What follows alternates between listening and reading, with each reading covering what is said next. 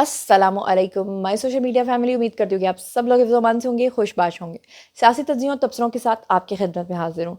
तो जनाब, अब DGISPR ने जो दबंग ऐलान कर दिया है PTI के ख़िलाफ़ खुलकर, और PTI जो है उनका नाम लिए बगैर अब जिस तरह से इन सबको जहन्नुम वासिल करने का प्लान बन चुका है, और जिस तरह से उन्होंने कहा कि गेम के असूल अब चेंज हो गए हैं, और उसके बाद PTI के लोगों ने इंडिया के साथ मिलकर जिस तरह से फेक PTI अकाउंट्स ने जिस तरह से प्रोपेगेंडे को फैलाया, और फेक ही नहीं बल्कि इनके जो सो कॉल्ड जर्नलिस्ट इनको खुल के सपोर्ट करते हैं, उन्होंने तो खुल के जिस तरह से फ़ौज के ऊपर अब इल्ज़ाम लगाया है, तो अब ये गेम जो है ना वो पीछे नहीं बल्कि ऑन दी फ्रंट हो गई है। तो ये जो ऑन दी फ्रंट गेम है, अब ये कहाँ और कितनी सख्त होने जा रही है, इसके बारे में आज आपको बताऊंगी। इसके अलावा जितने भी यरगमाली हैं वो सारे के सारे रिहा हो गए हैं, और DGISPR ने अब तक क्या बताया, ये सब चीज़ें आज के व्लॉग का हिस्सा होंगी। चलिए शुरू करते हैं आज का वीडियो। सबसे पहले आप आफ्ताब इकबाल साहब का ये बयान सुनें, जिसपे वो सारा मलबा जो जाफ़र एक्सप्रेस ट्रेन के तमाम जितने यरगमाली थे उनको बचाने वाली फ़ौज, वो फ़ौज जिन्होंने जब सबको बाहिफाजत वहाँ से निकाल लिया, दहशतगर्दों को जहन्नुम वासिल किया, इसको फ़ौज का प्लान करार दे रहे हैं। क्या कह रहे हैं Aftab Iqbal? Have a look. आपने गौर किया कि इस पूरे मिशन की, इस पूरी एडवेंचर, इस पूरी वारदात की प्लानिंग बाकायदा मिलिट्री प्लानिंग लग रही है। ये किसी छोटे मोटे अलहदगी पसंद, अस्करियत पसंद, शर पसंद ग्रोह ने नहीं की। इसके पीछे बाकायदा मिलिट्री प्लानिंग, मिलिट्री स्ट्रेटजी है। यानी पूरे इलाके का टेरेन उनकी फिंगर टिप्स पे था। उन्होंने किस कदर शानदार स्पॉट की सिलेक्शन की। इस तरह की वारदात के लिए ये आइडियल साइट थी, इसलिए कि इसका ना सिर्फ चपा चपा मैंने देख रखा है, इसके ऊपर डॉक्यूमेंट्रीज बना रखी हैं, और इसका तस्करा मैंने गुज़श्ता रोज लाइव ट्रांसमिशन में भी किया था।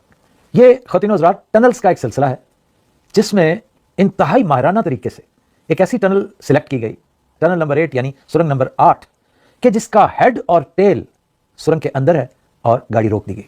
गाड़ी जिस ब्लास्ट से रोकी गई वो भी इंतहाई माहिराना तरीके से हुआ, ताकि ना तो वो आगे से रुक सके और ना पीछे रुक सके। फिर उनकी महारत देखिए कि उन्हें पता था कि इसके अंदर सिक्योरिटी सर्विसेज के लोग विद फैमिलीज मूव कर रहे हैं। कितनी बड़ी तादाद है, कितने लोग हैं, वो सब उन्हें पता था। फिर वो ये भी जानते थे कि टॉप पे FC के एहलकार पूरे इलाके की सर्वेलेंस करते हैं। उनको किस महारत से न्यूट्रलाइज किया गया। अच्छा, ये सिर्फ अकेले आफ्ताब इकबाल साहब नहीं है, बल्कि पूरी PTI मिलकर जो है वो ये प्रोपेगेंडा करती नजर आ रही है।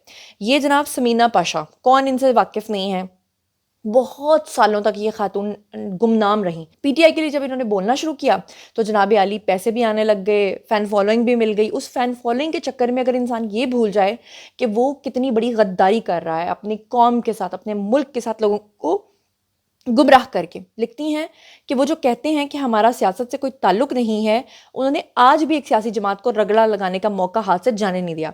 ये बात किसको कर रही हैं? DGISPR को, क्योंकि DGISPR जो है उन्होंने साफ तौर पे कहा है कि जो लोग प्रोपेगेंडा कर रहे हैं, जैसे भारत, आपको पता है भारतीय मीडिया के अंदर जितनी भी खबरें रिपोर्ट हुई हैं वो सारी की सारी AI जनरेटेड वीडियोस लगा रहे थे। यहाँ तक कि ट्रेन के कुछ वीडियोस तो उन्होंने किसी फिल्म के भी दिखा दिए। तो वो तो प्रोपेगेंडा कर रहे हैं, वो तो झूठ बोल रहे हैं, ताबूत ले गए, पता नहीं 200 बंदे शहीद हो गए, ये हो गया वो हो गया। लेकिन इस वक्त बतौर कौम हम सबको मुत्तहिद होने की ज़रूरत थी। लेकिन अगर पाकिस्तान के अंदर किसी ने गंदा प्रोपेगेंडा फैलाया है तो वो सिर्फ और सिर्फ PTI है। फिर अगर PTI इतना गंदा प्रोपेगेंडा करे और उसके ऊपर हमारे DGISPR ये कहें कि बाहर से तो समझ आता है, मुल्क के अंदर से जो कर रहा है उनके मज़मूम मकासद को हम लोग समझते हैं, तो उसके ऊपर कह रहे हैं कि जी DGISPR को सूट नहीं करता।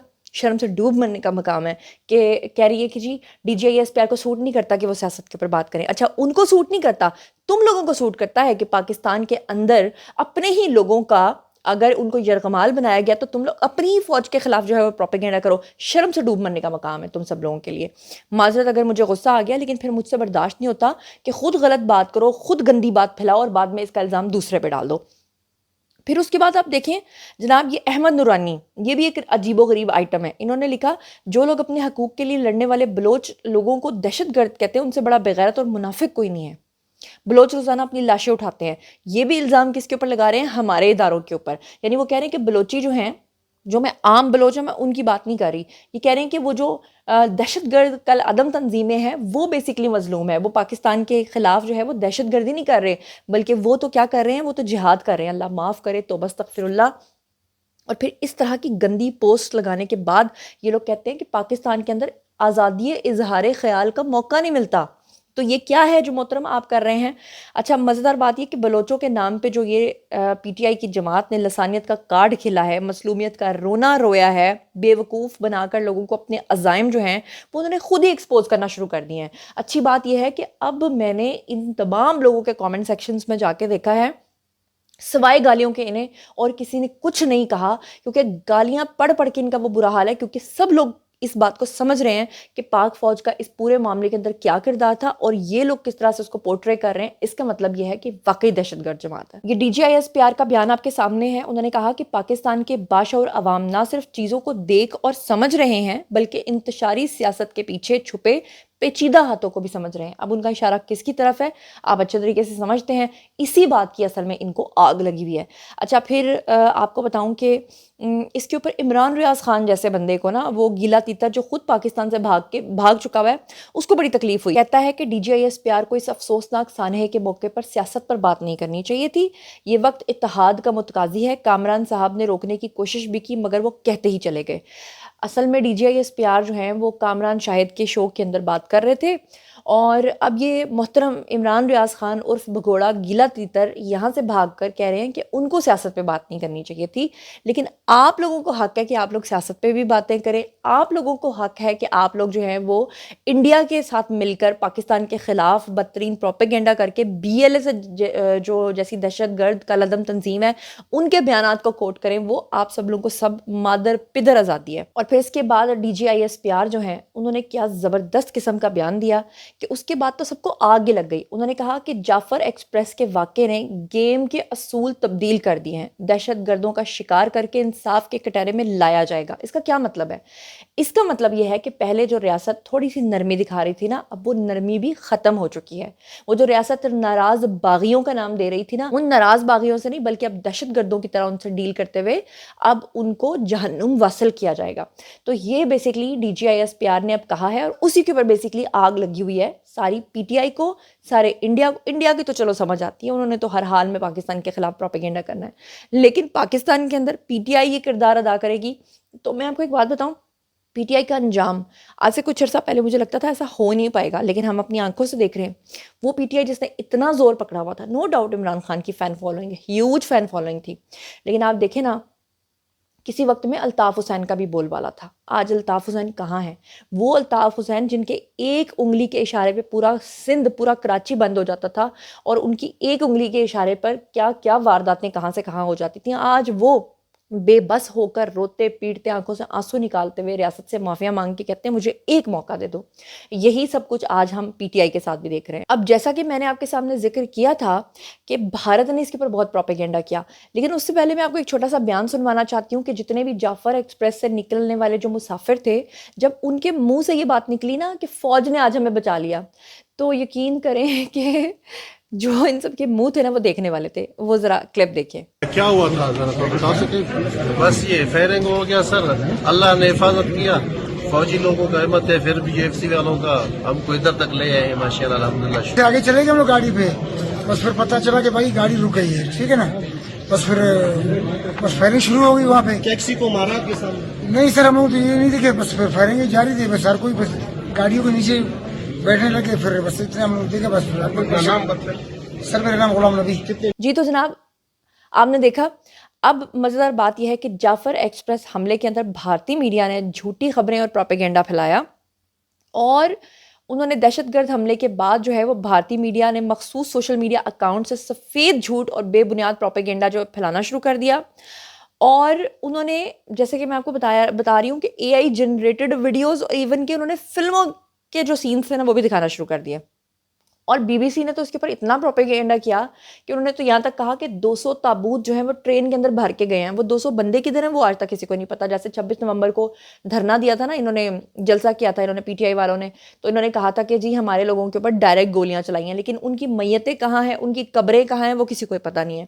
تو چلے انڈیا کی تو یہ ساری بات سمجھ میں آتی ہے، لیکن پی ٹی آئی کے بارے میں اللہ کا شکر ہے ہم سب کو تو پتا تھا، لیکن جو انہوں نے بےہودہ پن کیا ہے اس سے الٹا ہو کیا رہا ہے کہ وہ خود ہی بے نقاب ہو رہے ہیں. یہ اسکرین کے اوپر آپ کو ٹرین کا ڈرائیور نظر آ رہا ہے. اب یہ مزیدار بات دیکھیں کہ ٹرین کا ڈرائیور بخیر و عافیت زندہ سلامت جو ہے وہ واپس آ چکا ہے، لیکن انہوں نے کل سے یوتھیوں نے اور انڈیا کے جو کچھ اکاؤنٹس ہیں انہوں نے رو رو کے واویلا مچایا تھا کہ ٹرین کا ڈرائیور جو اس کو مار دیا گیا ہے. کل سے کوئی 24 مرتبہ جو ہے یہ اس کو مار چکے تھے، لیکن آپ کو میں یہ زندہ و جاوید آپ کو آپ کی آنکھوں کے سامنے دکھا رہی ہوں. تو جناب D G I S P R نے اب جو اپنا لیٹسٹ جو اپنا بیان ریکارڈ کروایا ہے اس میں جو کچھ انہوں نے کہا ہے، اس کے بعد جو چیخیں ساتویں آسمان تک پہنچ رہی ہیں نا، اس میں کچھ اہم پوائنٹس آپ کے سامنے رکھنا چاہتی ہوں. انہوں نے کہا کہ جعفر ایکسپریس کے یرغمالی جتنے بھی تھے وہ سارے کے سارے بازیاب کروا لیے گئے ہیں. انہوں نے کہا کہ 21 مسافر اور 4 جوان جو ہیں وہ شہید ہوئے ہیں، لیکن یہ 21 مسافر وہ ہیں کہ جب فائرنگ بالکل سٹارٹ میں دہشت گردوں نے سٹارٹ کی تھی تو وہ 21 لوگ تھے جن کے اوپر فائرنگ کر کے ان کو انہوں نے شہید کیا. اس وقت تک کبھی آپریشن کلیئرنس جو ہے وہ شروع نہیں ہوا تھا، فوجی وہاں پر اور ہمارے ادارے جو ہیں وہ وہاں پر نہیں پہنچے تھے. انہوں نے کہا کہ 33 دہشت گرد جو ہیں وہ D G I S P R کے مطابق کہ انہوں نے اب تک ہلاک کر دیے ہیں، ان کو جہنم واصل کر دیا ہے. D G I S P R جو ہیں لیفٹیننٹ جنرل احمد شریف، انہوں نے کہا کہ جعفر ایکسپریس پر حملے کے بعد سیکیورٹی فورسز نے بھرپور طریقے سے آپریشن شروع کیا اور یرغمالیوں کو بازیاب کرایا، وہاں پہ موجود تمام دہشت گردوں کو ہلاک کیا، وہاں پہ موجود 33 دہشت گردوں کو بھی ہلاک کیا. اور انہوں نے یہ بھی کہا کہ 11 مارچ کو 1 بجے بولان کے قریب یہ واقعہ پیش آیا جہاں پر آپ کو پتہ ہی ہے کہ جو کچھ ہوا. اور انہوں نے کہا کہ سیکیورٹی فورسز کے نشانہ بازوں نے خودکش بمباروں کو ہلاک کیا. اور پوری ٹرین کے اندر انہوں نے بتایا کہ 440 جو مسافر ہیں وہ تھے اور ٹولیوں کی شکل میں خودکش بمبار بھی وہاں پہ موجود تھے اور 100 کے لگ بھگ مسافروں کو بھی وہاں سے بازیاب کروا لیا گیا. تو جناب اب D G I S P R کے یہ جملے بولنے کے بعد کہ ایک مخصوص ٹولہ جو کر رہا ہے، اور خاص طور پہ یہ کہ گیم اب چینج ہو گئی ہے، اب وہ گیم آئندہ آنے والے دنوں میں کتنی سخت ہونے جا رہی ہے، وہ کتنی کربناک ہونے جا رہی ہے، اس کی تکلیف اور چیخیں تو آپ کو سنائی دے رہی ہیں. اس کے بارے میں آپ لوگ کیا سوچتے سمجھتے ہیں کامنٹ سیکشن میں آئیے شیئر کیجیے، پرسنلی جواب دوں گی. مزید خبریں، ولاگز، انٹرویوز اور سیاسی تجزیے جاننے کے لیے میرے ساتھ کنیکٹڈ رہنا ہرگز مت بھولیے گا. چینل کو سبسکرائب کر لیجیے گا. اپنا بہت خیال رکھیے گا. اللہ نگہبان.